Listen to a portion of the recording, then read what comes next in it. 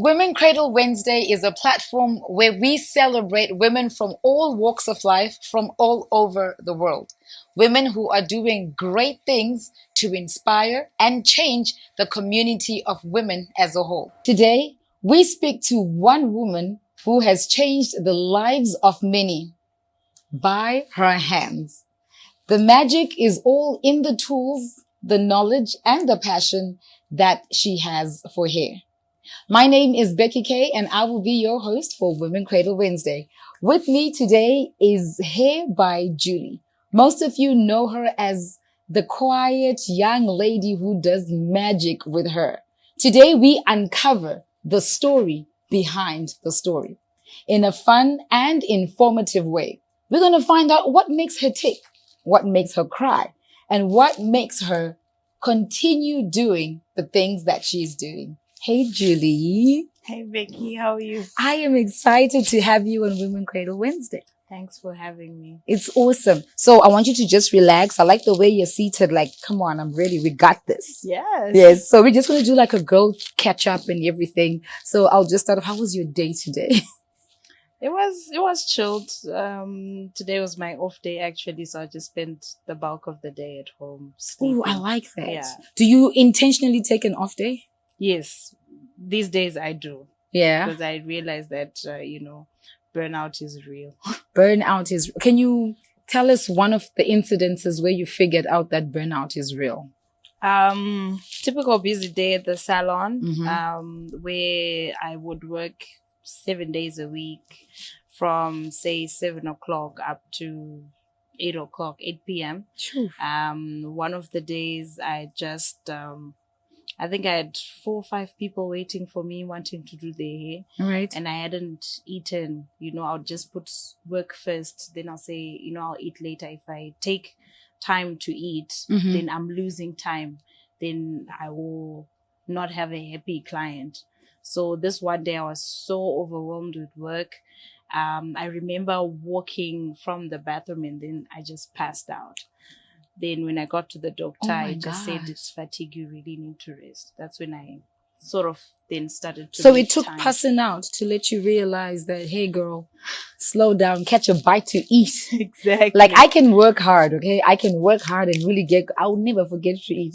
I will always eat. I may not rest, but hey, me and food, we have a good relationship. Yeah. But it's sad, but thank God that incident happened. Otherwise, you'd not have realized that, hey, you need to slow it Girl down. needs to rest. Yes, the girl needs to rest. Yeah. All right. So we're going to take it then to your background. Who is Julie and how did Julie grow up?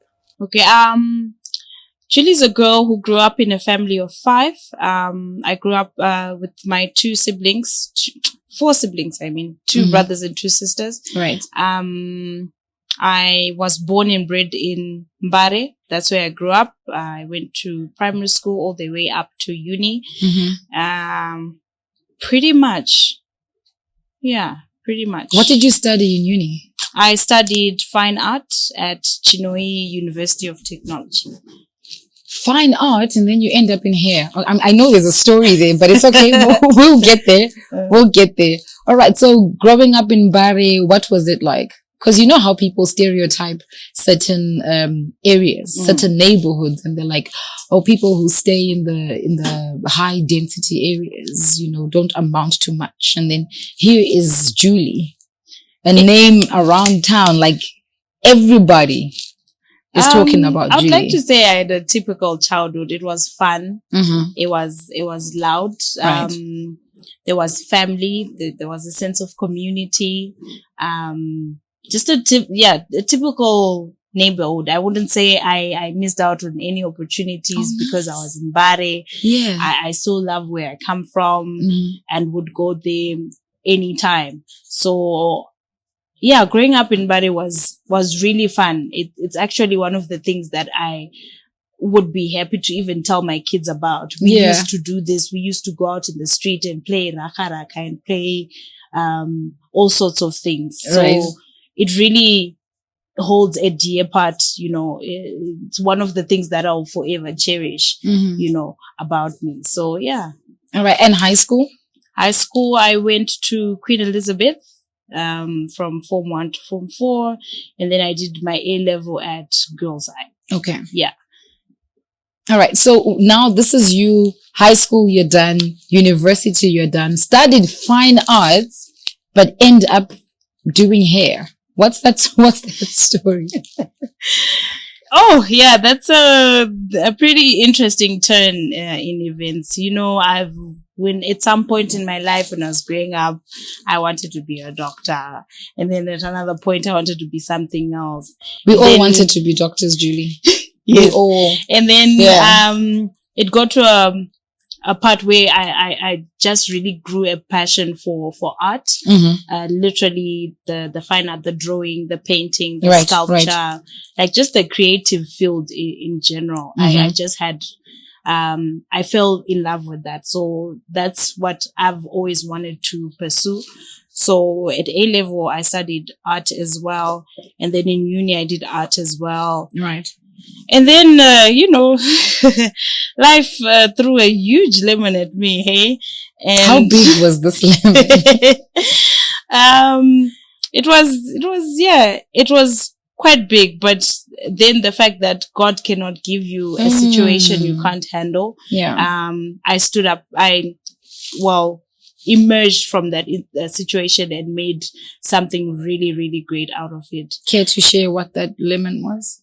Sure. I was in, second year uni, and then I fell pregnant, and with family when you're very young, and it's something. Well, at that time it was a misfortune. You were disappointed, and family. Then it's like, but why? And then doing so great, girl. Yes. Then my sisters were taking care of me. My parents passed away a very long time ago. So it has always just been my sisters taking care of me. Yeah. And I felt like I was disappointed in myself, at that time, to say, how could, after going all the way from high school with a very bright future and then amount to this. And then they were like, you know what, girl, you're on your own. And funny enough, I thought that moment was going to break me. I always just had some faith in me that it'll turn out okay. Weren't you scared when your siblings then say to you, you're on your own? I wasn't scared per se, because they'd raised me well, when I was in high school, I used to, sell a couple of things to my classmates just to make a couple of dollars. I used to do hair as well, right? By my sister's friends or family members. I would always I had this entrepreneurial, hustler mentality, the hustler mentality that I had going on, and it seemed like it kind of elevated when this situation happened. So to myself, I thought, okay, I cannot just sit at home and, with no one to fend for me, because they had really sacrificed so much for me. They sacrificed big wins in their own life just to, take care of me. So now I had to be my own person. I had to be my own woman. If it wasn't so for what that, does Julie do now in this point? Like, okay, Julie is pregnant now.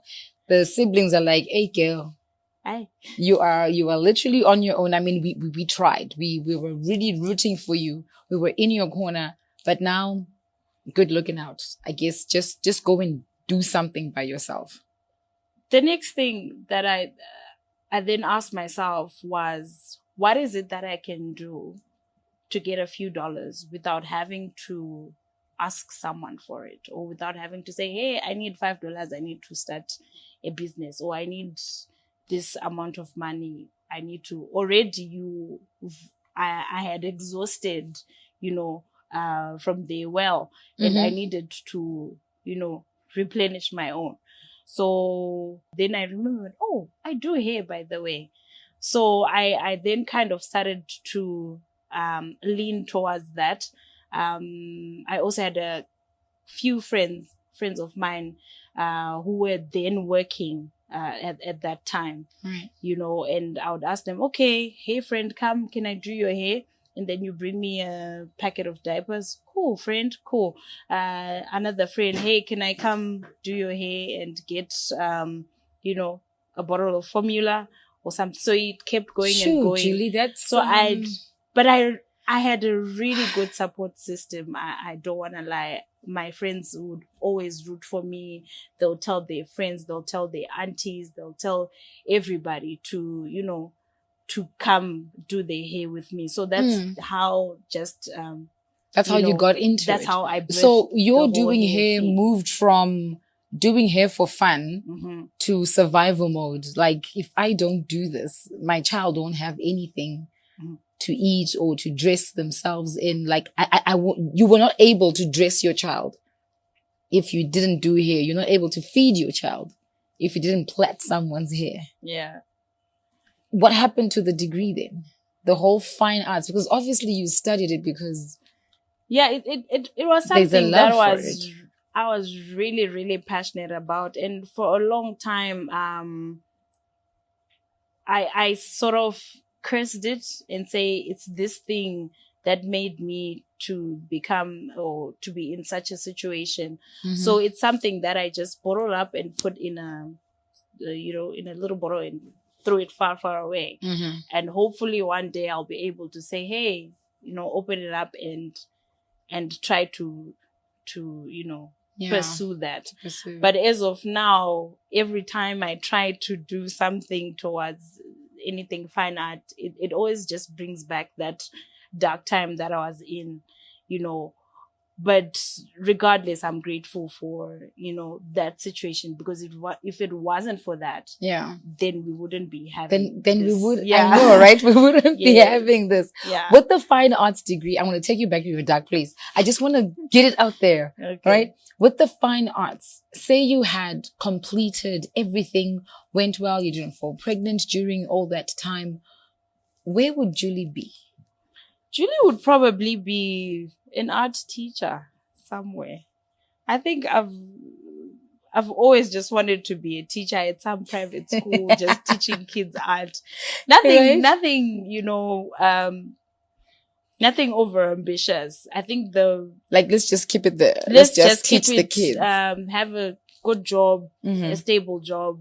I didn't have any, you know, plans for my future other than just having a steady job than I actually have now. Yeah. So if it wasn't for that, I would probably just be, you know, a teacher teaching art at a private school. Exactly. and not exploring with hairstyles. No, I had no visions or goals or what other than just, you know. All right. So there you are now doing hair for survival. At what point did you then realize that, well, guys, this hair business, this is the business. Let me set myself up. Let me move uptown. Let me do all of this. When did that happen? Well, that happened, it happened over time. Like I said, it started off with friends, and then their friends would introduce their friends, and then you'd have, because then I was still working from home in Bari, you'd have people that would say, oh, you agree on a hairstyle? Oh, ma'am, you want to do a weave? Okay, fine. That's fine. How much is it? It's $5. Okay. Where are you located? I'm in Bari. And then they'll say, It's like and then it will just end there. So I had so many of those clients. Then I just decided, just maybe if I find a salon chair space to rent, I could actually make something out of it. Because then I would say, okay, I'm making $10 a week, or I'm making $20 a week. That's good. I'm able to fend for my child, and also, you know, contribute at home, etc. So it then just it was because of that situation and the fact that it was growing bit by bit that I then decided to say, let me try it out. All right. Yeah. So did you move into town? I did move into And what was drag. the experience like? Because I know like salons in town, there'll be like hairdressers like really, really close to each other and there's shouting and yeah, was it shampoo? Yeah, you know, like all that noise going on. Was that the kind of picture you had for yourself? At that, I was moving at a pace where I'll just say, whatever life is throwing at me, I'll work with I'm that. taking it as it is. Mm-hmm. But getting into a salon where they are professional hairdressers, I had no background in hair whatsoever. I didn't go to school for it, so all I just knew how to do was probably braid. Okay. And I didn't know what products we needed other than just what I would typically just use at home. Mm-hmm. So I remember I even took some of the towels that I used to use for my daughter to just, to start with. Yeah, just getting in the salon and then people are just looking at you like, but this child, what's the problem really? I think I was the youngest person in that salon at that time. So it was scary, I don't want to lie. But the fact also that the ladies that were there, they were very helpful. There's so many skills that I learned from them as I progressed. So, yeah. Did you ever wake up, go to the salon and not make a dime? Girl. It just got real, huh? I don't know if my faith was too big or what, but what I would do is this. I would go to work in the morning with just bus fare, right? And then sit at work, hopefully get a client or two. Whatever that I would have made is what I would use for bus fare to go back home. So this one day, same routine. I go to work with just my 50 cents for combi to get to work. I get to work. I sit there, others are working. You're just sitting. And then 10 o'clock, 12 o'clock, 1 o'clock, 4 o'clock. I'm like, hey, I was so prepared to walk home that day. But that is not far anyways from town. So you were determined to walk home. I was already there, and just when I was packing, this lady just walked in and said, I think I need an oil treatment. Please, can anyone do an oil treatment? I ran and I said, yes. Yeah, Auntie, kind of thing. And yeah, I did God bless that woman's soul. Julie didn't have to walk home that day. You did the things, Auntie. So I was so grateful. But again, I'm a firm believer in God's got this. Sometimes when I really stress about something, I know that at the end of it, God has got something, it's going to work out. It's going to work out. So I still have that faith, that it's going to work out. The same faith that I had when I had my daughter. Yeah. I wasn't really shattered to say my life is done. But it's that thing that I just had to say, it's going to work out.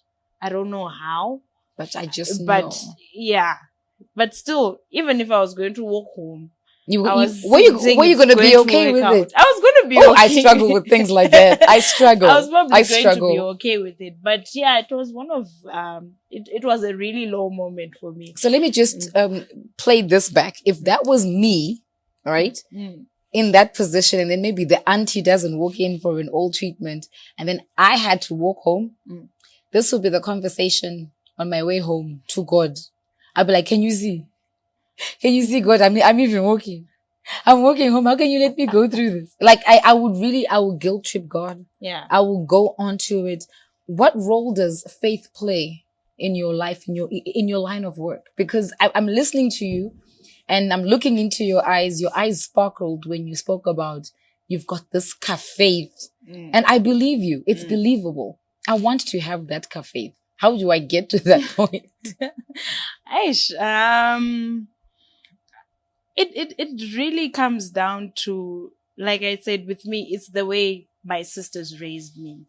It's the way they would always say to me, like I told you, my parents passed my mom passed when I was grade 3. Right. My dad passed when I was grade 1. So I never really had that.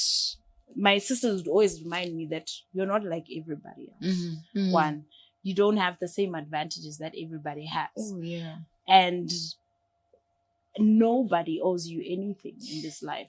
Ooh. Herself included. Let's take a moment. Don't know. Let's take a moment for that painfully true.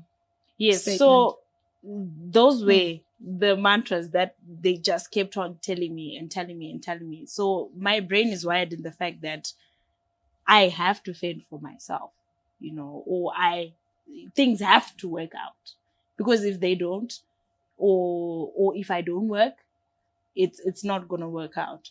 So that's just how, well, would you say faith?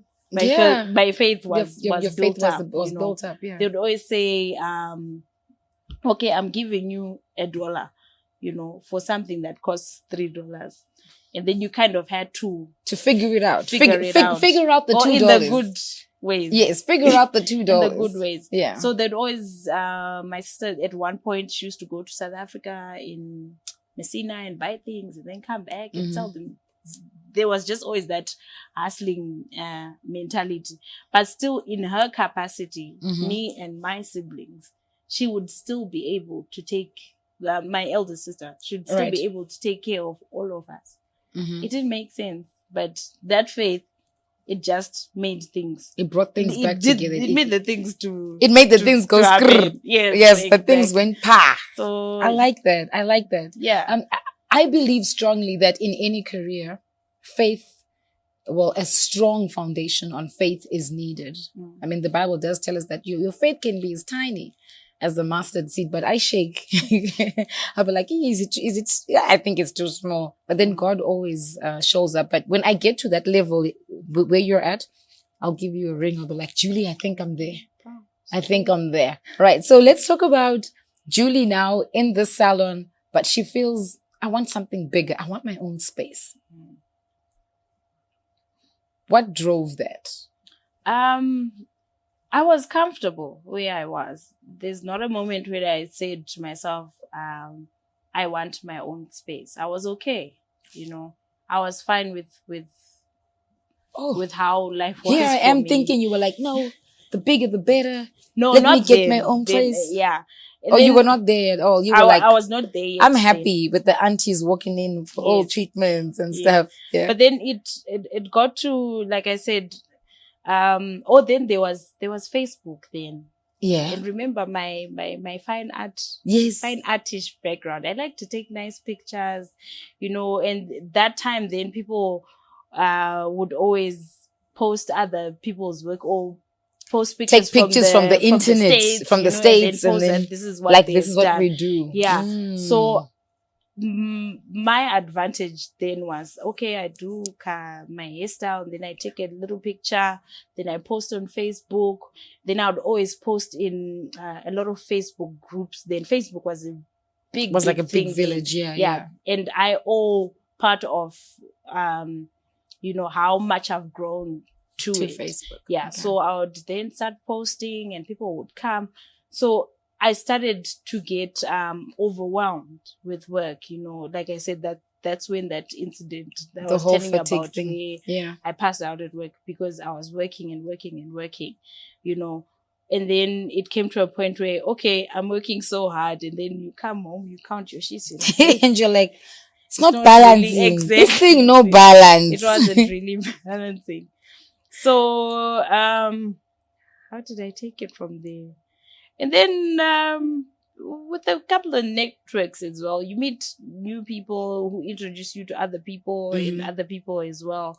That's when I realized, okay, I can't, with the number of people that I'm serving in this space, I'm literally engulfing, you know, the whole salon space. And what's this girl doing? So I then decided, okay, let me look for a space. I got a friend of mine who does makeup, and we said, let's gang up. Yeah, let's gang up. Let's try this thing. And then it was hard, you know. I remember when I purchased my first salon chair, I was so excited. Guys, this is really me buying a whole salon chair for X amount of dollars. I was so excited. And I remember the shop fittings. I would go to Magaba there and say, it's a cool, do this for me. Would you say what? your experience in fine art assisted in the makeup of your salon? Because your salon is beautiful. Like, it's neat. It's gorgeous. I think it did, but I owe the aesthetic of the salon to my sister. She's the one that just said, you know what, let me take care of that for you. But you knew what you wanted it to look like, or did you not? You were just not the current one that we have. Oh, okay. Yeah, but the one before that, that was all me. But if it wasn't for that, the fine art background that I have, maybe my work aesthetic wouldn't be as great. The way I do my cornrows, I like them done certain way. Can you imagine having to do a whole degree in fine art so that your hairdressing career can just hit off in a beautiful manner? Yeah, pretty much. All right. So where is Julie now? Can't really disclose yet, but she's doing really well. She's proud of herself. She's got a team of 6, 7. I like that. She's even counting, like, how many do I employ women, y'all. Yeah. I don't even know how many I have. Like a team of, 5, 6. That's beautiful, Julie. We're servicing women from all walks of life, kids to elderly women. It's going good. It's going good. I really don't want to lie. I am super grateful for, every chance that I get to make someone out there look beautiful and say, oh my God, HairByJulie did this for me. How do you maintain that name in the industry? Because you're not the only hairdresser in Zimbabwe, madam. How do you maintain that name? That when women talk about hair, your name has to be mentioned. Otherwise, are you even talking about hairdressers if you don't mention Julie? I believe I don't maintain my name. You guys do. My goal, or our goal as a salon, is to give you an experience that you'll never forget.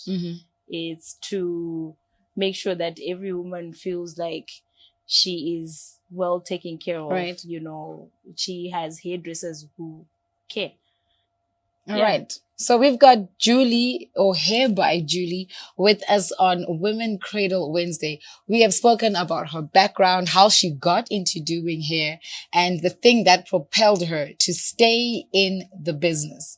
Something that she did just for fun ended up being something that sustained her.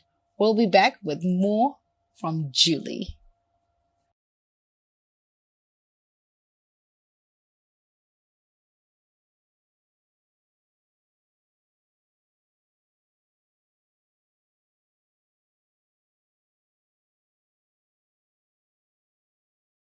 It's Women Cradle Wednesday, and I've got Julie, or rather HairByJulie, as she is fondly known. We cover it all, from vendors to CEOs, getting the story behind the story. Now, Julie, you said we are the ones that are keeping you on the map.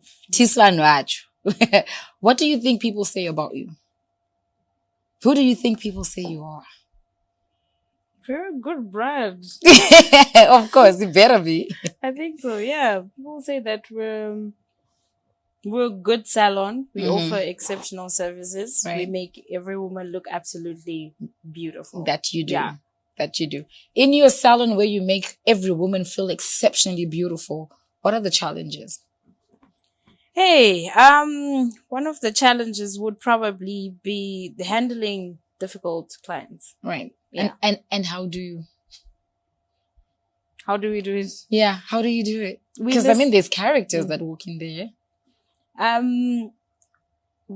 We've probably just learned to listen to a client's needs. I believe that as a client, you know what you want, you know how you want to look like, you know what your image is like, in as much as I may have what I think I know looks good on you. Right. You have your own, you know what you want. So we try our level best to give clients what they want, to listen to what they, what they're trying to put across. So I feel that's how best we try to deal with such situations. Have you ever asked the client to leave your salon? Like, I'm so done with you, Buddha, get out. With the kind of person that I am, I don't think I would ever. Even if you wanted to? Never. Even if I wanted to, I wouldn't. Okay. Yeah.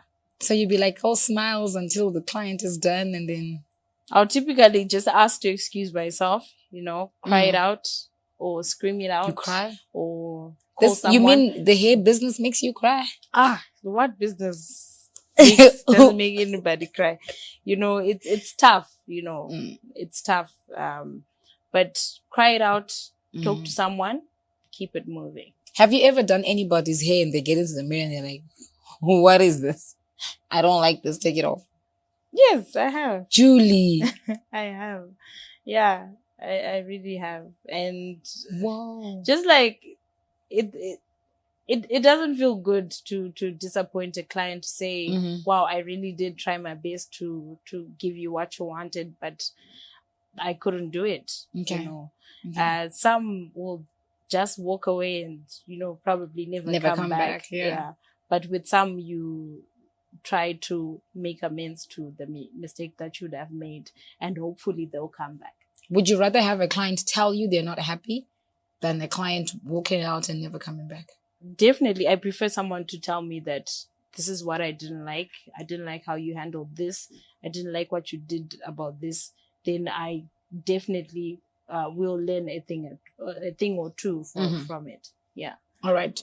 When you look at the hairdressers that we have in the country, would you say we are handling it well in terms of the styles that we're doing, the hairstyles, the techniques? Are we there yet, or we've got a long way to go? We've definitely got some way to go. Not too long. I feel like the hairstylists of my generation, we're killing it. We are really trying to keep up with the trends. We're really trying to, to make sure that everything is, is going good. Unlike where maybe 5-10 years ago, you'd have stylists that know what they know and they want to stick to that and not expand. Keep doing what they know. Yeah. And like this time around, every time I scroll on Instagram, I always see, oh, wow, Becky did this. This is so cool, or this one did that. And yeah, I'm really proud of us. We're doing good. We're doing the thing. We're doing the things. Yeah. But learning never ends. Learning never really ends. How often do you do like refresher courses or classes just to polish up your work? And sorry, is it YouTube that teaches you? Or do you actually go to another seasoned hairdresser to get these tips? Yeah, well, personally, I like to keep up with the trends. I like to learn my craft.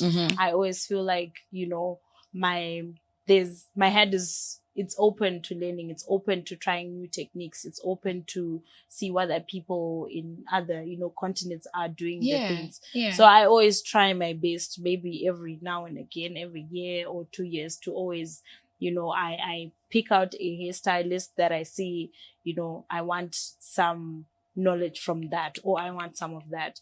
And then I just speak to them and find out if I can do a masterclass with them. They learn a few things, come back, give it to our clients. You like always just want to be on top of your Of course. That's of course. Also what keeps us, relevant. Yeah. You are a mother now to 2 beautiful children. Yeah. Let's talk about motherhood and your work. It's hard to juggle work and home and kids. But if I would say I'm balanced, I would be lying. I have my shortfalls. Sometimes most times works takes, the bulk of my time. And then there's also home, and then there are the kids and stuff. So I do what I can. I do what I can. To keep it balanced and to make sure that the kids have their mom at home also, right? How often do you spend time with the kids, Julie? I like your smile. Your smile is like, please don't ask, please don't ask. How often do you have like time out with your kids? I know Monday is like your day off. You take that off, and you just you just do Julie. As much as I can. As much as I can. I put myself first. True. You have to be a healthy parent. I put myself first. Yeah. If I'm in a good state of mind, then your kids, my surroundings are in a good state of mind. I absolutely. So I always put me first, and then, family comes second. There's actually a quote that I saw that said, "It's beautiful to be the parent who says, I will die for my children." That's beautiful. But are you willing to be healthy for your children? Are you willing to have a mental state that is stable for your children? Are you willing to exercise for your children? Are you willing to be happy for your children? So we're always rushing to say things like, I will die for my kids. What about doing the healthy stuff just so that you can be a healthy parent? So I agree with you there. But I would die for my kids. Of course you would. Like, of course, I would be worried if you weren't. All right. Is Julie in love? Whoa. There we go. Then I see the hearts popping from your eyes. Yes. I'm in a very committed relationship, and it's going really, really well. Yeah. I believe. You know what? I don't think you're one of those people that can lie openly, because your face sells you out. You think so? Yeah. I think if you were to lie to me, I would catch you. Yeah, like, that's another thing about myself. I'm not a very good liar. Thank you for not being a very good liar.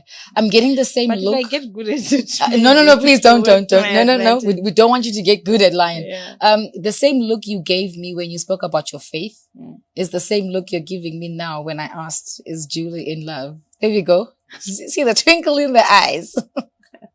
Nice. All right. So very committed relationship. And what can you say to women who are struggling to find someone to be committed? Because, I mean, it's easy to date. Mjolo is everywhere, But getting someone who's committed to you. Hey, I don't have notes for that. As it just happened for you, just like, oh God, thanks. Yeah, pretty much.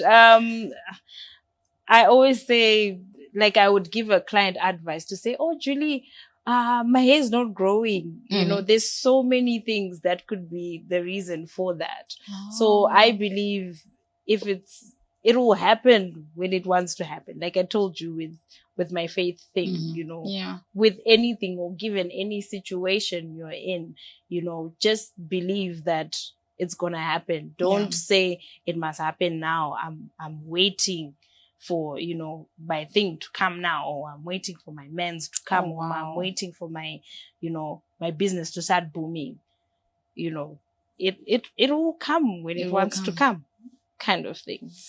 I think you're speaking to a lot of women. They're just like, thanks, Julie. Yeah, you don't have to, you don't have to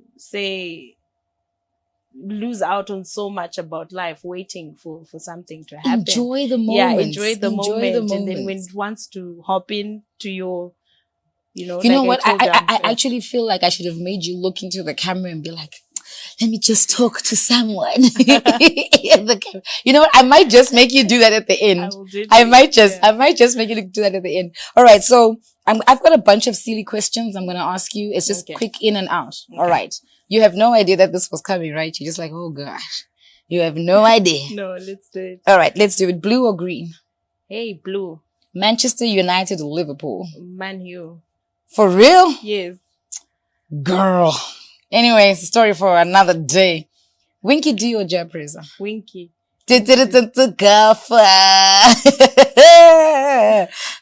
All right. Long hair, short hair? Short. Black or white? Black. Puppy or cat? Puppy. Like dog or cat? Dog. You're a dog lover? I'm not a dog lover, but juxtaposed to a cat. I would want to own one though. You would want to own one. Mm. Okay, I'm just putting it out there. So that special person in Julie's life, Julie wants a dog. There we go. You can thank me later. All right. Okay. Well, this one I can't really ask because you've got a boy and a girl, so it'll be very unfair. They might watch this one day and be like, "Oh, so mommy, you prefer this one Okay. better?" All right. George Clooney or Denzel Washington? Hey, Clooney. Come here, girl. Yes. Because I thought you were gonna say Denzel from home. Like, yeah, well, but have you seen George Clooney? All right. Last but not least, Beyonce or Rihanna? Beyonce. I'm a Bayhive. I think you can just leave member. the set right now. Where? No, but everybody goes for Beyonce. I thought you were Yes, gonna 'cause do she's some the Rihanna queen. stuff. Why? Rihanna, girl. Oh. Okay. So this is the part that we've been waiting for. I want you to look into that camera, Julie, and tell us what is your mantra for this year. And then just encourage somebody. I know you can do it, girl. My mantra, I would say, is to keep it moving, girl. Keep it moving. You fall down, get up and keep it moving. You have a bad day, let it go and keep it moving. I'd say that is my mantra for 2023. I like that. Yeah. Keep it moving. Julie, Keep thank you going. so much. This was absolutely cool. I love the side of you. Like, this is so cool. So the next time when I come to get my hair done, I'll be telling you what to do because you said you handle your clients nice. I'll be happy to listen. You'll be happy to listen? You won't stress chase me out? You won't see me again. Well, ladies and gentlemen, this brings us to the end of our episode with Hair by Julie. You can follow her on all the social media platforms, Hair by Julie on Instagram. Get to know who she is and what it is that she does and how she does it. Until next time, ikamangu K.